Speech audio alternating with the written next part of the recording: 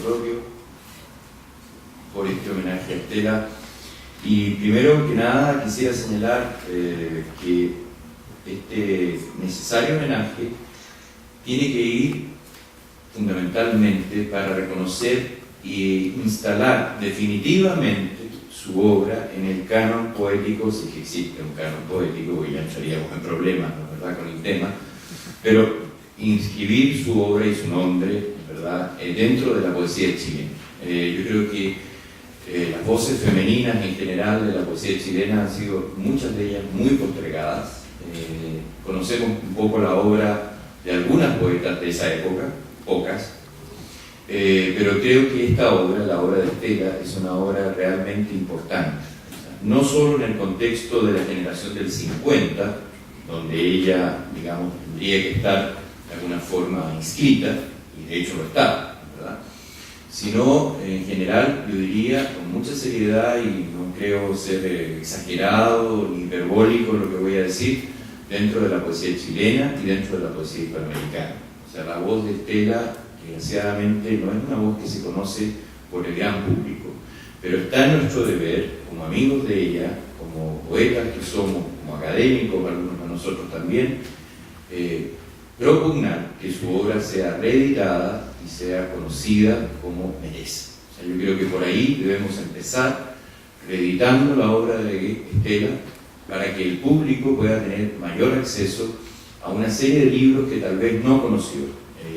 Conoce tal vez parte del público sus últimos poemas, ¿no es cierto?, aquellos que muchos de ellos fueron incluidos en los dones previsibles, pero no conoce la sinfonía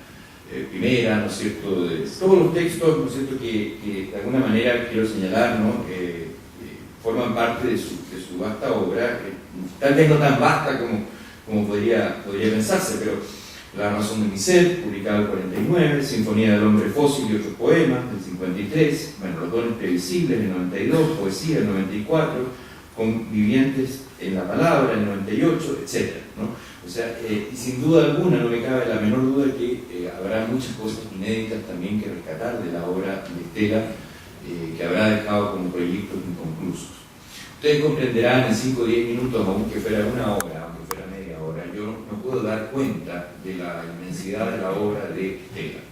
pero sí puedo hacer este llamado que me parece mucho más interesante y mucho más importante y acuciosamente necesario,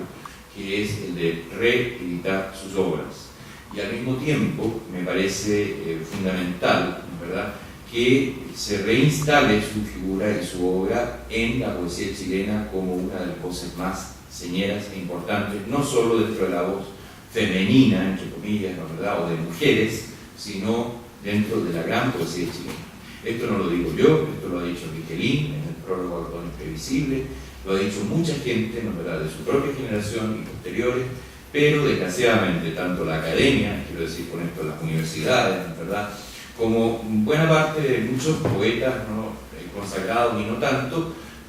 tal vez no le han dado el lugar que merece. Y en esto quiero ser un poco, tal vez, molesto en lo que voy a decir, pero quizás, y esto le pasa a muchos poetas, en verdad, el propio poeta es su peor enemigo,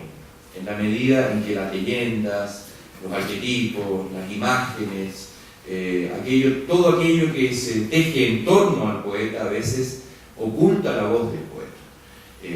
De Estela se conocen muchas anécdotas, de Estela se conoce mucho su vida, o creemos a lo mejor conocer parte de su vida, ¿no es verdad? Y por supuesto ella fue un elemento central dentro de la generación del 50, y veíamos las fotos, ¿no es cierto?, con algunos personajes notables de la poesía chilena como Jorge Tellier, etc., ¿no es verdad? Pero muchas veces, ¿no es cierto?, su leyenda, su paso por la bohemia, su vida, ¿no es cierto?, a veces disparatada pero maravillosa al mismo tiempo, nos ocultaba, ¿no es cierto?, o no nos dejaba ver lo que estaba detrás y que era muy importante, y que era su obra poética. Yo en este sentido quiero señalar, ¿no es verdad?, que su poesía se instala primero, y esto creo que son pocos los autores que yo veo que sean así, dentro de una ética escritural. O sea, yo veo en ella, ¿no es cierto?, una ética de la escritura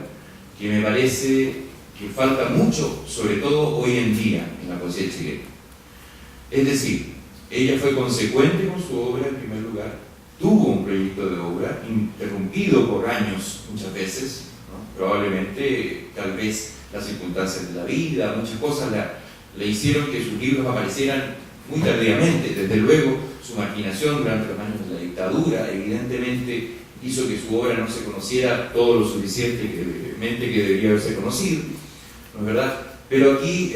yo quiero decir que ella no transó jamás, y esto lo digo y lo podemos decir, creo yo, con muy pocos poetas, ¿no? Me parece que la voz de Anguita, la voz de Lin, ¿no es cierto?, la voz de Martínez, ¿no es verdad?, y ella, con los pocos ejemplos, de los pocos ejemplos de la poesía chilena, donde vemos que no se ha transado en absoluto, ni con los premios, ni con las prebendas, ni con las camarillas, ni mucho menos, ¿no? Y en ese sentido ella supo mantenerse siempre,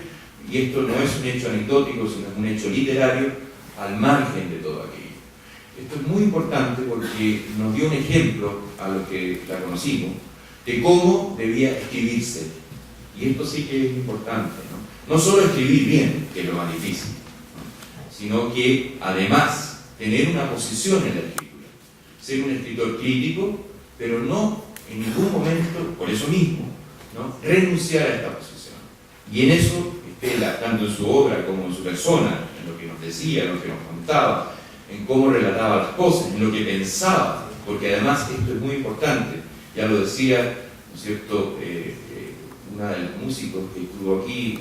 interviniendo. Ella era una mujer que pensaba mucho, una mujer de gran inteligencia, que tenía además, ¿no es cierto?, fuera de su gran talento poético, ¿no es cierto?, una capacidad de mirar, ¿no es cierto?, sobre la poesía que se estaba escribiendo, sobre la literatura chilena, tenía opiniones sobre muchas cosas muy importantes, ¿no es verdad?, que tal vez, insisto, no se han recogido lo suficiente, o no se conocen lo suficiente.